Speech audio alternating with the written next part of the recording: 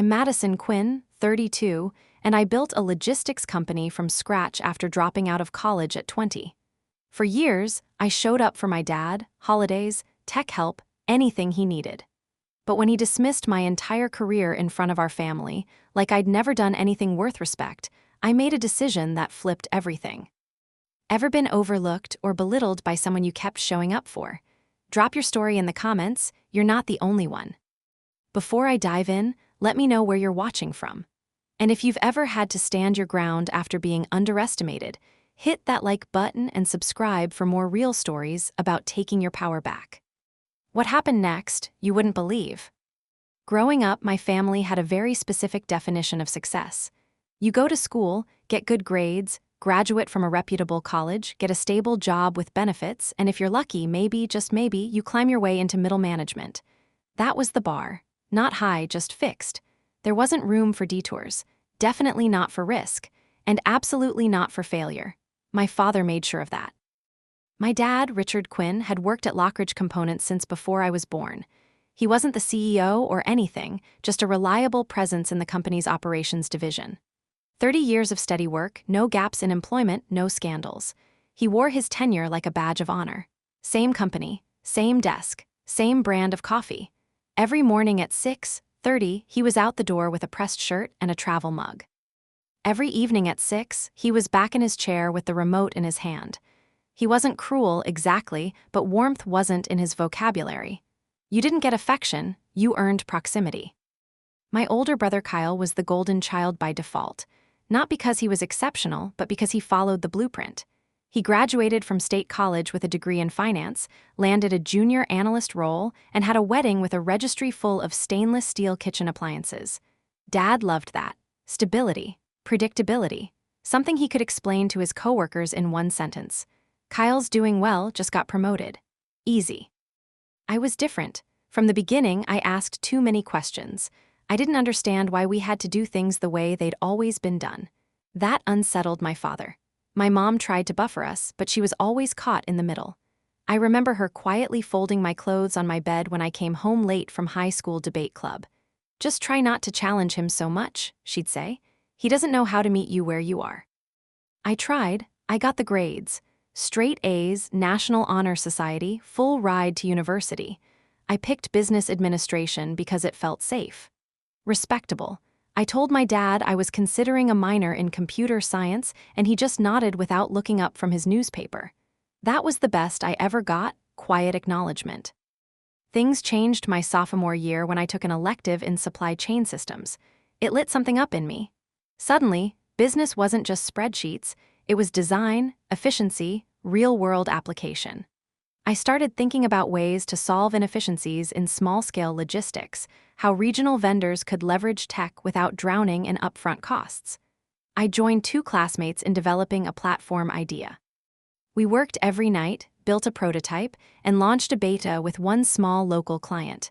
It didn't pay much, but it worked. That proof of concept gave us the confidence to try for more. By junior year, we had 2 paying clients. It wasn't glamorous, we were crammed into someone's garage with a folding table and a few laptops, but it was real. My co-founders wanted to drop out and pursue it full-time. I was hesitant. I knew what walking away from college would sound like to my father. But the more I thought about it, the more I realized staying would be the concession, not the risk. When I told him, he didn't yell. He just went very still, then said, "So you're throwing your future away for a pipe dream?" He didn't ask questions. Didn't want to see the demo or hear the pitch. He just dismissed it out of hand. And when I left school 3 weeks later, he stopped bringing me up in conversation. It was as if I'd been erased from the Quinn family ledger. But I still showed up. Holidays, birthdays, Sunday dinners when I was in town. I helped my mom clean up while my dad watched the news. I sat at the table and answered Kyle's questions about his mortgage even when he acted like my company was a cute side project. When my dad had knee surgery, I was the one who installed the ramp and set up the meal delivery plan. He never said thank you, not once. But when his phone froze or his printer glitched, he'd call me. "Can you come look at this?" No greeting, no endearment, just an ask, and I always came. At the time, I didn't think of it as giving. I thought of it as staying connected. I still wanted that thread intact, even if I was the only one holding on to it. My mom would occasionally say things like, You know he's proud of you in his own way. Or he just doesn't know how to talk about things outside his comfort zone. I believed her, because it was easier than admitting I might never hear him say anything kind about what I'd built. My company didn't skyrocket overnight. We grew slowly. We learned through failure. The first time a client threatened to drop us, I thought ID made a huge mistake, but we pivoted, improved the interface, streamlined the back end. By year 3, we had enough revenue to move out of the garage and into a proper office.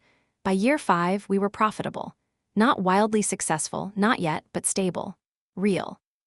I started getting invited to speak on panels, write guest articles for niche industry blogs. Nothing my dad would read, but my LinkedIn inbox was busy. I mentioned it once casually over dinner. We just signed with a mid-sized distributor. Their CEO liked our proposal.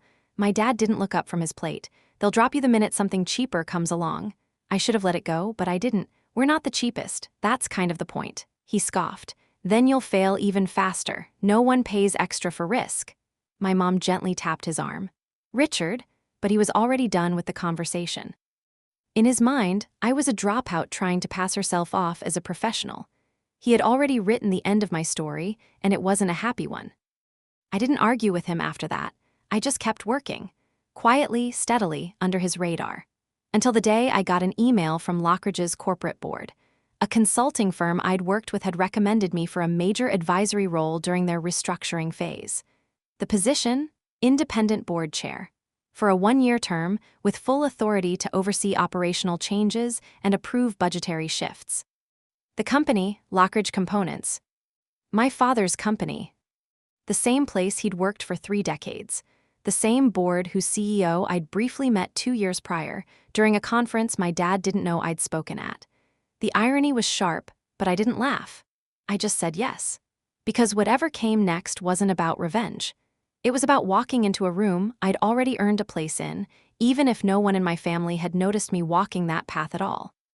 By the time I turned 27, I had exited my first company with a respectable acquisition and equity that didn't just pad my bank account, it gave me options. I reinvested in 2 small startups that aligned with my interests and quietly built a name for myself in operational consulting. I wasn't flashy. I didn't post revenue milestones on Instagram or pose with luxury cars. I just did good work and stayed in motion. My dad never asked about any of it. In his mind, I was still trying things out. He'd use that phrase at family gatherings, always with a half smile and a sideways glance that told everyone in the room he didn't take me seriously. Madison's doing her little tech experiments, he once said to a cousin who asked about my work. She's always been creative. That word, creative, was his polite substitute for unstructured, unserious, unstable. At the same dinner, he spent 10 full minutes talking about my sister's MBA program. Emily had gone back to school after working in HR for 5 years, and Dad spoke about it like she was splitting atoms. Top of her class, he beamed, nodding at the table. Real leadership potential. I offered a brief congratulations, and Emily smiled graciously, but the conversation moved on without me. No one asked what I was working on. No one asked where I'd flown in from or how the acquisition had gone. I might as well have been the plus one to my own family. That's when I started to notice it. The shift. My dad wasn't just indifferent, he was uncomfortable. The more successful I became, the more tension seemed to follow. It wasn't open hostility. It was more subtle. A tightness in his shoulders when I mentioned work. A sudden change of topic when I used language he didn't understand. I think part of him knew I had passed him in some invisible race he thought I'd dropped out of. But rather than acknowledge it, he reframed the narrative to suit his comfort. I hadn't succeeded, I'd gotten lucky. Or worse, I was just bluffing and hadn't been caught yet. During one of our rare one-on-one lunches, I mentioned a recent consulting project. It's a national distributor. They're running a warehouse network with pre-Y2K software. I'm helping them modernize without gutting their budget. He didn't look up from his sandwich. Sounds like a lot of jargon to justify freelancing. I let the comment pass, not because it didn't sting, but because I knew it wouldn't matter. I could show him financials, client testimonials, feature articles, he'd still see me as someone who hadn't done it the right way. No degree, no corporate title, no gold-plated resume. At another dinner, I offered, carefully, to connect him with a tech team I knew. Lockridge's internal systems were outdated, and I'd heard through a colleague that they were hemorrhaging money on freight costs. I framed it diplomatically. There's a group I trust who could probably save your team a lot of time and money. They specialize in legacy systems and... He cut me off with a quick laugh. We don't need advice from someone who didn't finish school. He said it with a grin, like it was a harmless joke. The room went quiet for a beat too long, and my mom reached for her wine glass without saying anything. I didn't argue, I just nodded and changed the subject. But inside, something went flat. He wasn't just dismissing my input, he was doing it in front of people, making a point. I noticed it more after that. Small digs slipped into casual conversation. In my day, we didn't quit college when things got hard. Emily says some of her professors are worried about AI replacing real professionals.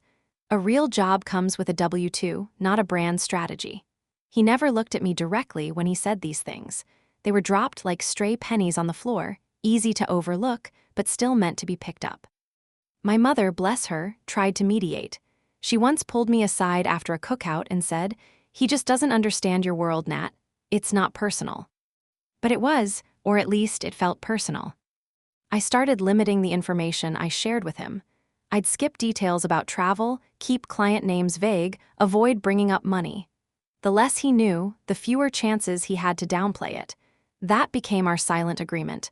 I wouldn't ask for respect, and he wouldn't be forced to give it. But one afternoon, we broke that truce. Emily was visiting from grad school, and my parents had everyone over for dinner. During dessert, the topic of Lockridge came up, something about changes in upper management. I asked if the company was considering reworking their logistics. He said no. Then, before I could respond, he added, "Even if we were, I wouldn't bring in anyone who gets their business advice from YouTube." There was no laughter, just silence. My mom muttered something about clearing the plates, but the moment had already landed. I looked at him and said quietly, "I've built and sold a company. I consult for firms bigger than Lockridge. That's not YouTube. That's work." He shrugged. "Sure, but you don't have credentials. That kind of thing matters when real money's on the line." And that was the moment it clicked. He wasn't just skeptical. He was ashamed. Of me, not because I'd failed, but because I'd succeeded without the roadmap he trusted. I had taken a path he couldn't follow, and rather than admit he didn't understand it, he decided to discredit it. To discredit me. The rest of the evening passed with forced small talk and early departures.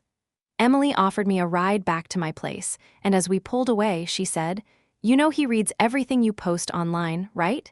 He just pretends not to." I didn't answer. I wasn't sure if it made things better or worse. In the weeks that followed, I noticed he stopped returning my calls. Not every time, but often enough to create distance. When I visited, he'd stay busy, fixing something in the garage, taking long walks during family meals. My mom filled the space with updates about his cholesterol and how the garden was doing, but I could feel the detachment growing. He didn't want to talk to me because he didn't know how to see me anymore. That would have been the end of it, a slow, quiet unraveling. But then I got a call from a firm in Chicago. Lockridge's board was initiating a full operational overhaul. They wanted outside guidance. My name had come up more than once. I didn't know at the time who had floated it, one of the executives I'd worked with years ago, maybe. What I did know was that this wasn't a small project.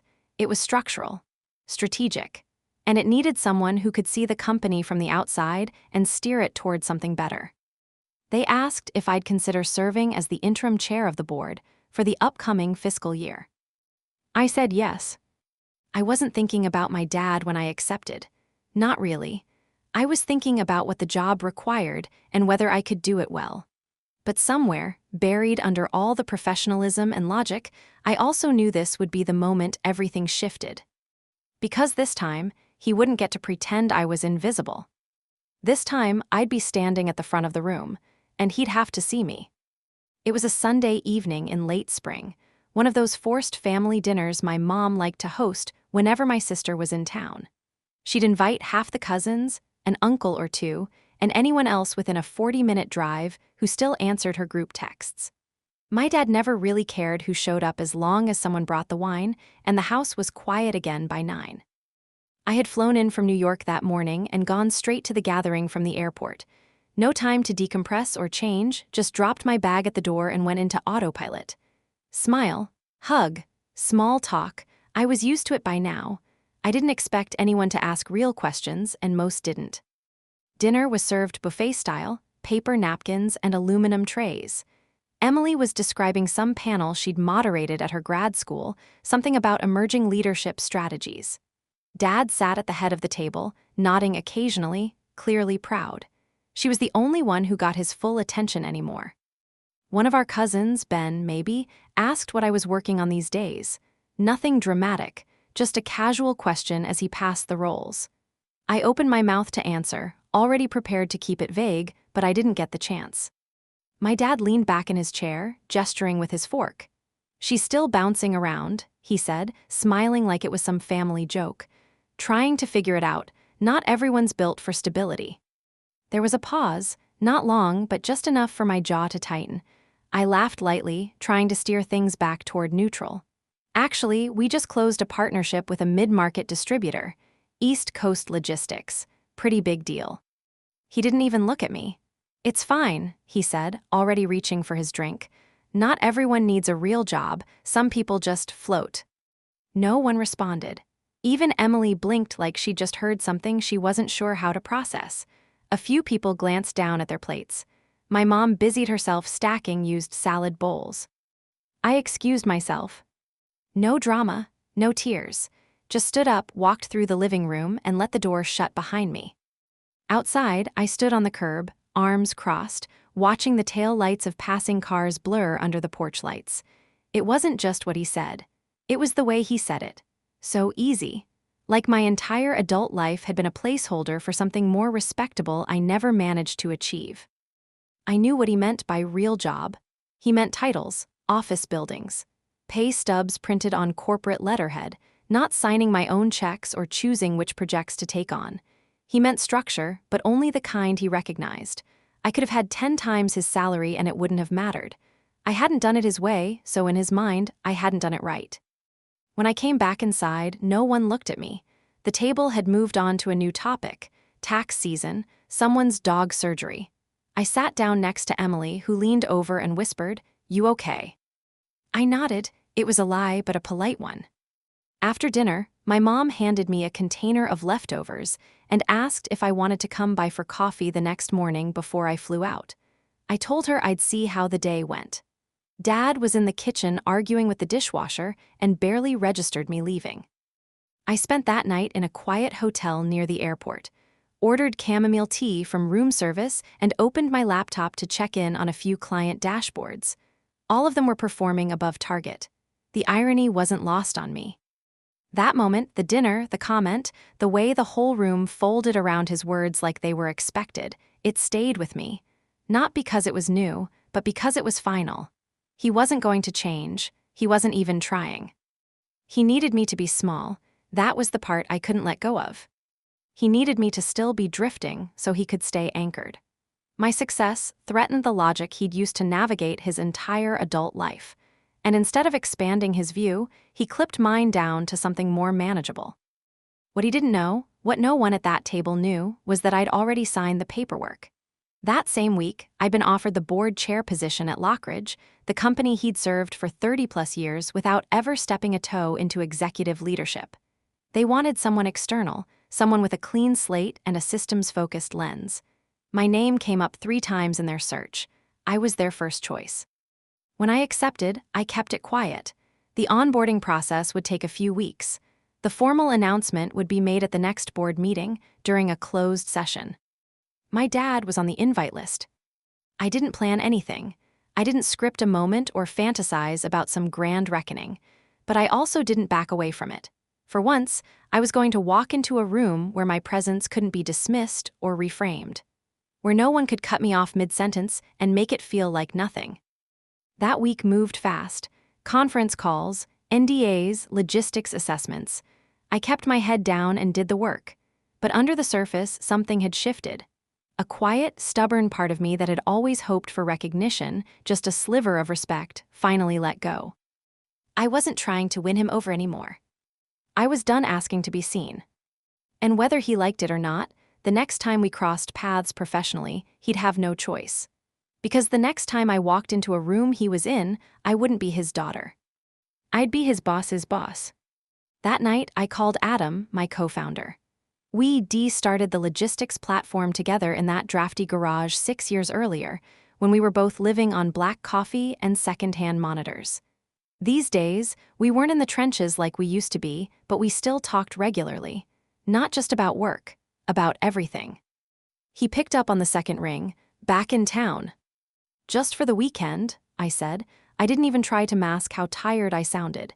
Had dinner with my family tonight. He said, that bad. There was a long pause before I answered. Worse than usual. I told him what happened. Not the whole dinner, just the part that mattered. My dad's comment, the silence that followed. The way it settled into the room like dust that no one wanted to disturb. I didn't raise my voice. I didn't cry. I just said it plainly, like I was giving a status update on something mildly disappointing. When I finished, Adam was quiet for a while. I could hear him shifting on the other end of the line, probably at his desk, still surrounded by notes and whiteboards. Then he said, "You know we've been talking to their board, right?" I blinked. Lockridge. "Yeah," he said. "Their CEO's been looking at a full restructure. Operations are a mess. They've got overlapping vendor contracts, outdated routing software, warehouse redundancies. It's like a museum of poor decision-making. They reached out about a month ago. Quietly." I sat down on the edge of the hotel bed, trying to keep my voice neutral. I didn't know they were that close to moving. They are, and they want someone external to chair the board during the transition. A fixer. Someone with credibility who understands legacy systems but won't protect dead weight. I didn't say anything. "They asked about you," he added. I kept staring at the floor. The hotel carpet was cheap, beige, overly patterned, like someone had tried to make it look more expensive than it was. "I told them you'd be perfect for it," Adam continued, "because you would be." I took a breath. They know I'm his daughter. They do now, and they still want you. For a moment, I didn't know what to say.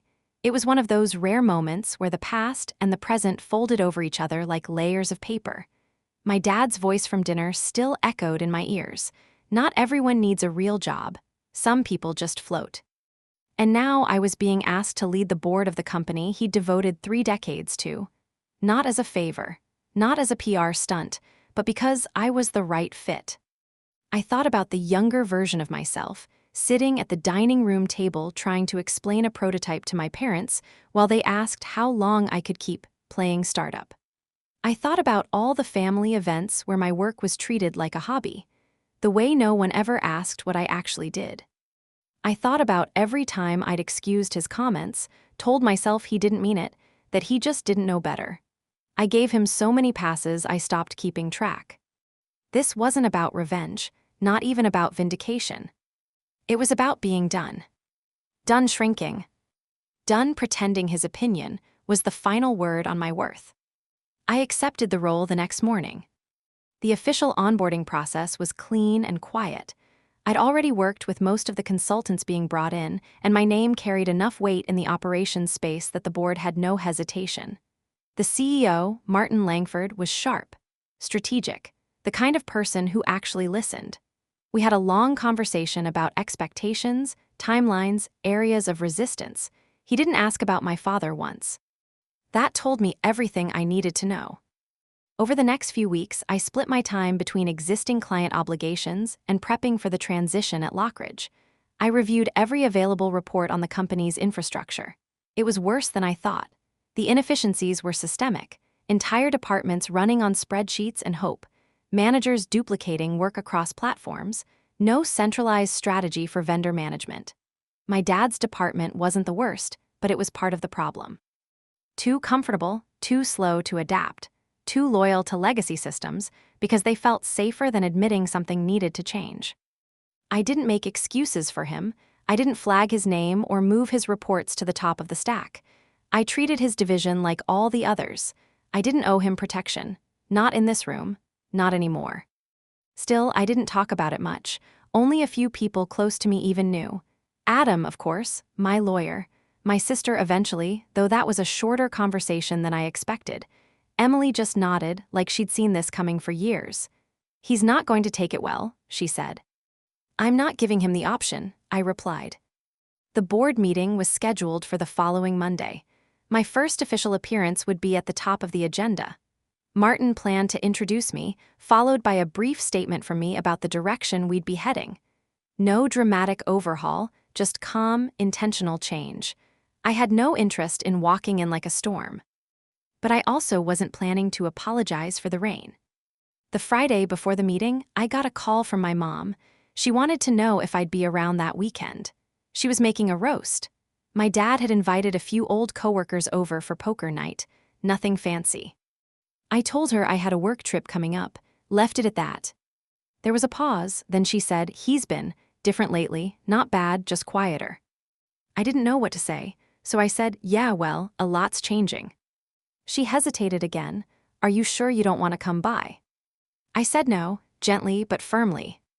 That weekend, I stayed in the city, finalized the presentation, took long walks and tried not to overthink what Monday would look like.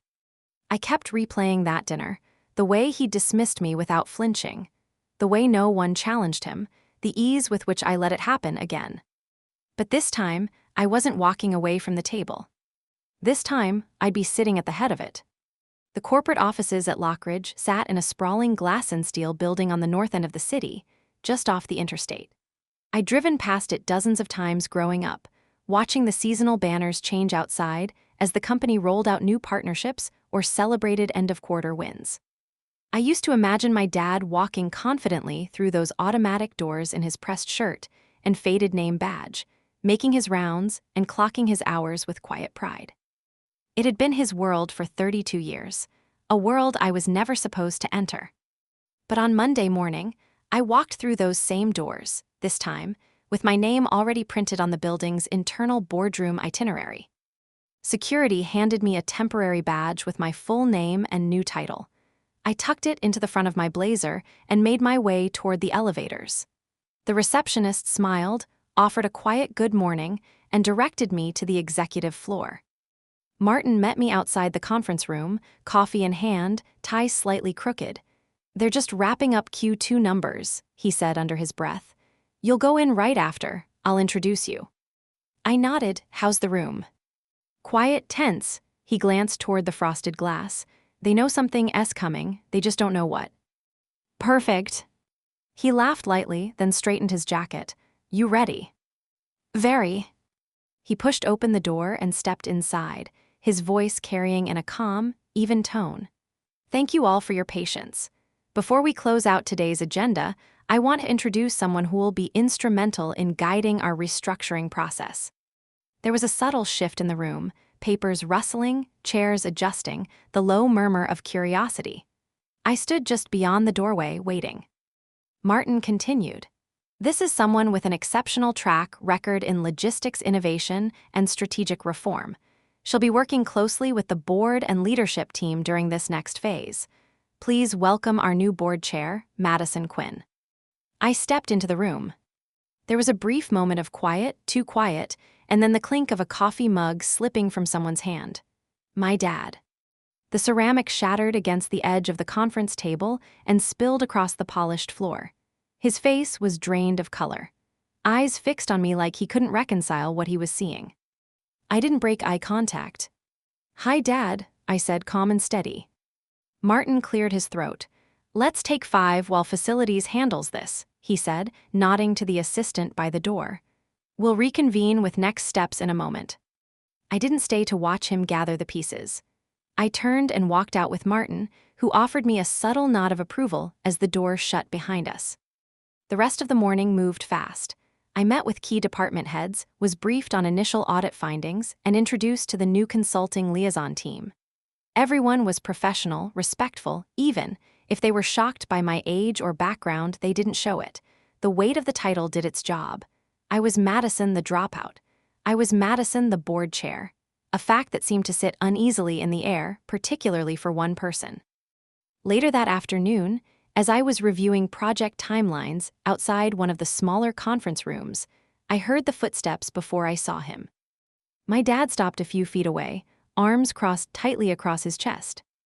"You blindsided me," he said, keeping his voice low but pointed. I looked up from the folder I was holding. "No," I said, "you just never looked." His jaw clenched. "You knew I worked here, you could have said something." "I didn't think you'd be interested," I replied. "Every time I brought up my work, you tuned it out. I figured I'd save us both the trouble." He took a step closer, voice still tight. "You came in through the back door. Politics. Optics. Someone needed a name, and you happened to be available." I closed the folder slowly and met his eyes. "That's not what happened. They chose me because I know how to fix what's broken. That includes this place. That includes your department." His mouth opened slightly, like he wanted to say something else, something worse, but then stopped himself. "You're not qualified to lead a company like this," he said instead. "Not with your background." I nodded. "You're right, I don't have a traditional background, but I built a company from nothing.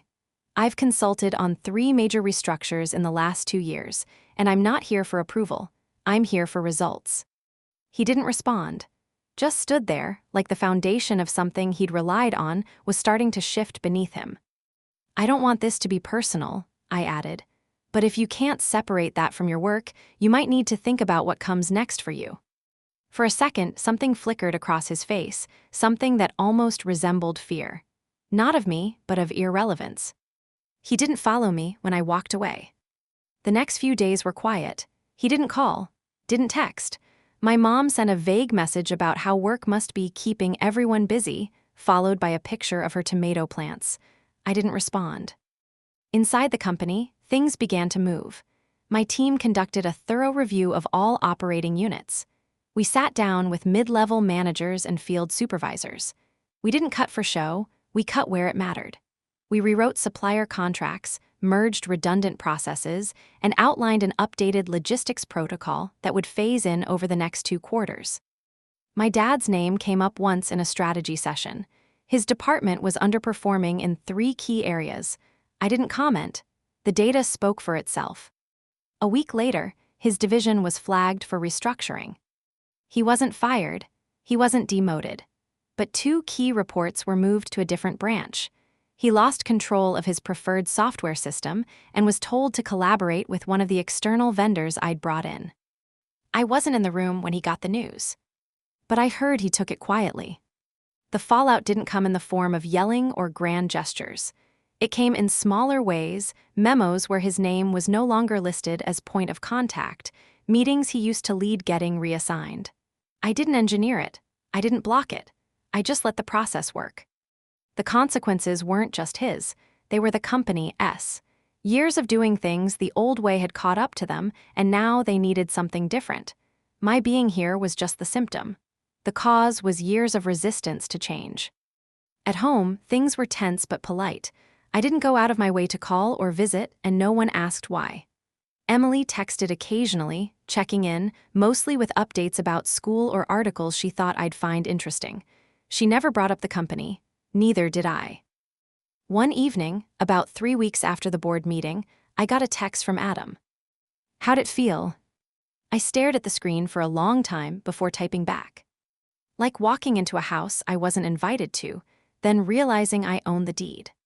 He didn't respond right away. When he did, it was just one word. "Good." I put the phone down and looked around my apartment. Quiet, clean, a view of the skyline through the window. Not the biggest place, not the flashiest, but mine. I had spent so many years trying to earn space at someone else's table. I didn't realize I'd been building my own the whole time. The changes didn't happen overnight. They couldn't. Lockridge was a legacy company, thick with decades of inertia. Every system we touched exposed another layer of resistance, people who'd built their identities around outdated processes, teams protecting silos like territory, managers who spent more time defending status quo than asking whether it still made sense. But the board backed me, and Martin never wavered. That helped. For months, I met with division heads, reviewed infrastructure maps, and worked through layers of data that hadn't been properly audited in years. We didn't just optimize, we overhauled. Some systems were gutted entirely. Others were restructured piece by piece. It wasn't just about cutting costs, it was about building something sustainable. My dad's division was flagged early. Not because I pointed fingers. I didn't have to. The numbers did the work for me. They had redundancies across functions, inconsistent reporting lines, and a top-heavy leadership chart that didn't align with actual output. We weren't looking to punish people. We were looking to get lean, to move faster, and to survive in a space that was evolving faster than they were. His department didn't survive untouched. Titles were realigned. 2 mid-managers were reassigned to different divisions. Software that had been patched and repatched was replaced with an integrated system that required retraining, and the team that used to report directly to him split in half and moved under 2 newer leads. He wasn't demoted, not formally, but his role was smaller now, sharper, less protected, less insulated by routine. I watched all of it unfold from a deliberate distance, not because I didn't care, but because proximity would have muddied the waters. I made a point of being present without interfering. I never pushed, never made it personal. I didn't need to. He got the message. At first, he stayed quiet, showed up, did his work, kept his head down. I'd see his name occasionally on weekly reports or copied in a reply chain. Nothing remarkable, just enough to show he was still trying to hold his place. But then something shifted. I started hearing things from other managers. That he'd been asking junior staff for input. That he'd begun showing up early to help with cross-department meetings. That he'd sat through 2 hours of onboarding with the new software team without complaint. It wasn't a full transformation, not yet, but it was something, a kind of adjustment. The beginning of a man trying to rebuild himself inside a structure he no longer controlled. A few weeks into Q3, I ran into him in the hallway outside the second-floor project room. He was carrying a stack of reports and looked tired, but not beaten. Just tired in the way people look when they've started doing work they didn't expect to have to learn this late in the game. We nodded at each other, that was it. No speech, no confrontation, just a silent acknowledgement that the ground had shifted and he was still trying to stay upright. I think I respected him more in that moment than I ever had growing up. Not because he was strong, but because, for once, he was quiet enough to learn. The consultants I brought in started referring to him as low-key reliable.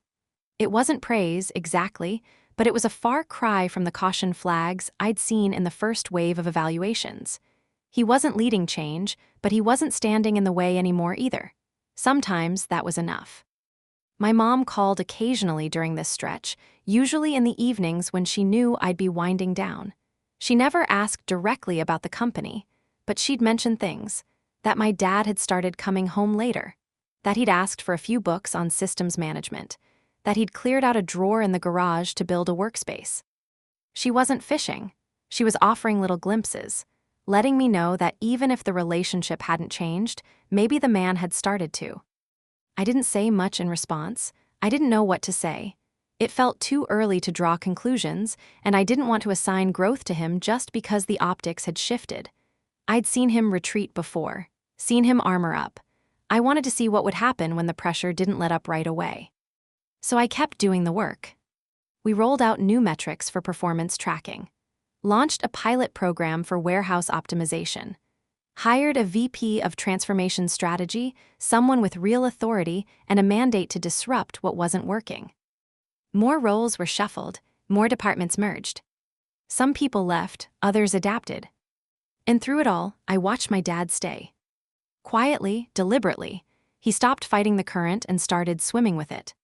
He wasn't particularly friendly. We never had coffee, never shared a private conversation.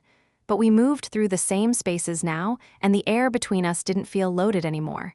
It just felt neutral, professional, like 2 people doing a job in the same building.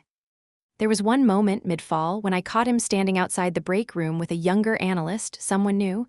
He was pointing something out on a tablet, explaining a process. His tone was calm, focused. The analyst nodded, asked a follow-up. My dad smiled, not forced, not performative. I walked past without stopping, but I clocked it. The tone, the posture, the shift.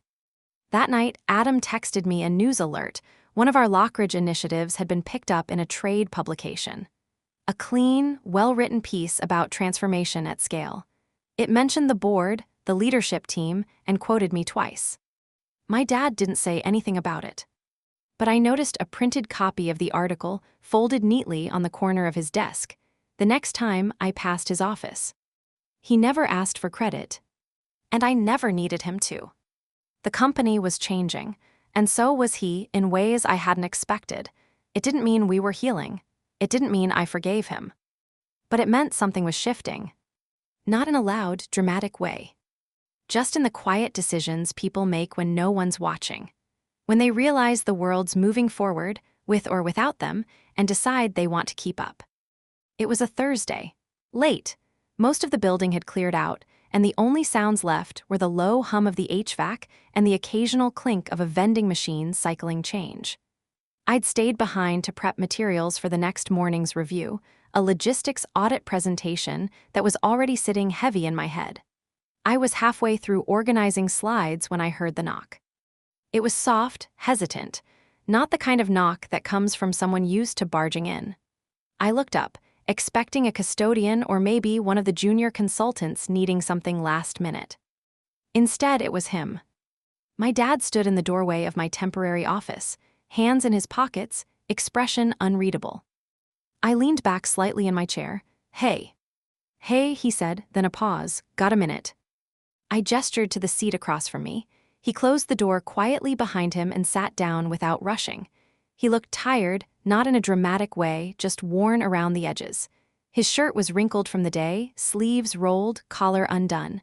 I couldn't remember the last time I'd seen him like that. Vulnerable. Human. He didn't start right away. Just looked around the office like he was taking inventory of the space. Then finally, he said, "I didn't expect you to be the one leading us." I let the silence hang between us. It wasn't a question. It didn't need a reaction. After a few seconds, I said, "That's the thing, you never expected much from me." He nodded slowly. I was wrong. No apology, not directly, but that was as close as he was probably capable of getting, and it landed harder than I thought it would, not because it fixed anything, but because it was true. He sat back in the chair. I always thought success looked a certain way: safe job, clear path, promotions, pensions, plaques. I thought you failed because you walked away from all that. I didn't say anything, just let him talk. "But you didn't walk away," he said. "You built something else, something I didn't recognize." His voice stayed low, measured. No theatrics, just a man sitting with the weight of his own assumptions.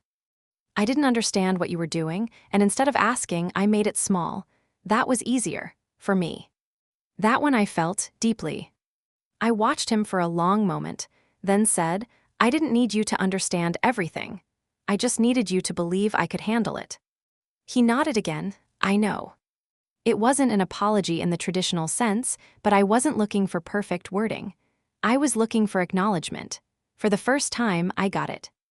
We didn't hug. That would have felt forced, like jumping over a decade of complicated history in one gesture, but we didn't need that. We just needed this. Two people sitting in a room, seeing each other clearly for once. He stood after a few minutes, offered a quiet good night, and let himself out. The next week, I saw him in a team meeting I was observing from the back of the room. It was a small group, 6 people, mostly operations staff, and he was walking them through a systems update related to one of our new vendor integrations. At the end, he paused, then said, "This new process is thanks to some changes initiated by our board leadership. Madison's been leading that effort."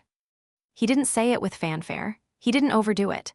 But there was a note in his voice, something that sounded like respect or maybe recognition. The team turned, a few nodded in my direction, and we moved on. Later that day, a junior associate told me he'd asked for their feedback on the new training protocols, that he'd actually listened, adjusted timelines to make it easier for field staff. None of that had happened 6 months ago. I didn't let it change everything overnight. I didn't start showing up at Sunday dinners or calling for no reason. There was still distance, still caution. We built that space for years, and it would take more than one conversation to collapse it. But I did stop dreading running into him in the hallway. And when I passed his office and saw the familiar folder system he'd used for decades being replaced by one of our updated platforms, I smiled to myself. Not because it meant he'd changed completely, but because it meant he was trying. Not to please me, not to erase the past, but to meet the future head-on instead of dragging his heels. Emily noticed too. She called me one night after a check-in with Mom. "He's different," she said. "Not soft but quieter, like something cracked open." I didn't confirm or deny it, just let the thought settle. Later that month, at a broader company strategy session, he stood during the Q&A portion and asked a question about integration timelines. It wasn't an easy question. It was the kind of thing that required nuance and foresight, and when I answered it, he listened, took notes, nodded once. That was the first time I allowed myself to feel it. Trust not rebuilt but re-entered. Not all at once, not as some grand reconciliation, but as a slow shift. We weren't healed, but we were facing in the same direction now. And for once, that felt like enough. It's been 2 years. The work at Lockridge wrapped after 18 months. The systems held. The new leadership team took over. I stepped down from the board after delivering my final quarterly report with recommendations on growth strategy and operational risk mitigation. No drama, no farewell speeches, just a clean transition. I took a month off after that. First real break in years. No email, no airports. I stayed in a small place near the water and read books that had nothing to do with logistics, transformation, or board governance. I cooked simple meals, slept 8 hours a night, forgot what day of the week it was. When I got back, things had shifted again, quietly, the way real progress does. I wasn't chasing anything anymore. Not validation, not a title, not even a challenge. I'd already proven to myself what I could build, what I could fix, what I could lead. Now I was focused on who I could support. I started mentoring younger founders. Not in a formal program, just people who found me through word of mouth, asked for a coffee, and showed up with questions. Some were brilliant, some were overwhelmed, most were both. I saw pieces of myself in them, the energy, the uncertainty, the instinct to prove instead of ask. I told them what no one told me early on, that it's okay to not have a pedigree, that your ideas are valid even if your resume is short, that the room will listen if you don't flinch when you speak. They listened. Some of them went on to launch great things. Others found what they really wanted was different altogether. That mattered too. I still consult occasionally, selectively. I don't do the grind anymore. I don't need to. I choose the projects that feel aligned, that solve real problems, that don't drain the life out of everyone involved just to deliver a 0.5% bump in quarterly returns. One of those projects led me to a nonprofit infrastructure group trying to optimize food distribution across underserved regions. It's not glamorous work, no big payouts, but the impact is measurable and the team is sharp. I like being there. I like what it reminds me about scale and purpose. As for my dad, we talk, not every week but consistently enough that it no longer feels strange. Our conversations are different now. Lighter, mutually respectful. He'll call sometimes with a question about a tool he's trying to learn or to ask if I've read something in the journal. I usually have. Sometimes we talk about operations, but more often it's about small things. His bike route, my mom's new garden project, a recipe he tried and failed to replicate. There are still limits. I don't overshare. He doesn't dig. That boundary stays intact and it's better that way. We've both learned how far not to go. But the sharp edges are gone. There was one conversation last fall that stuck with me. We were at a small family gathering, nothing formal, just barbecue in the backyard, folding chairs on the patio. He sat beside me, watching my niece chase bubbles across the lawn. After a while he said, "You ever miss it, Lockridge?" I shrugged. Not really. I liked the challenge, but I never meant to stay. He nodded slowly. They still talk about what you did there.